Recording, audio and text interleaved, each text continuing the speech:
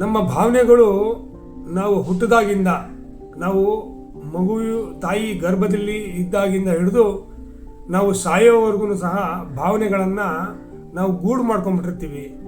ಆ ಭಾವನೆಗಳು ಒಳ್ಳೆಯದಾಗಿರುತ್ತೆ, ಕೆಟ್ಟದ್ದಾಗಿರುತ್ತೆ.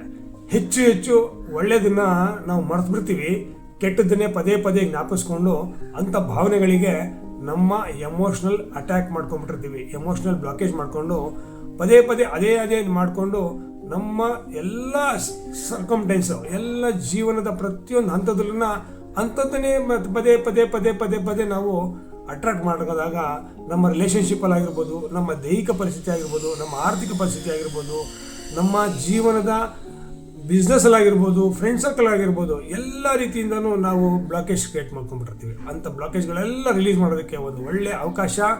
ನಾಳೆ ಬುಧವಾರ 8:30 ರಾತ್ರಿ ಒಂದು ಪವರ್ಫುಲ್ ವೆಬಿನಾರ್ ಅಟೆಂಡ್ ಮಾಡಿ. ಅಂಥ ವೆಬಿನಾರಲ್ಲಿ ನಿಮ್ಮ ಎಲ್ಲ ತೊಂದರೆಗಳಿಂದ ನಿವಾರಣೆ ಆಗೋದಕ್ಕೆ ಸಾಧ್ಯ ಆಗುತ್ತೆ.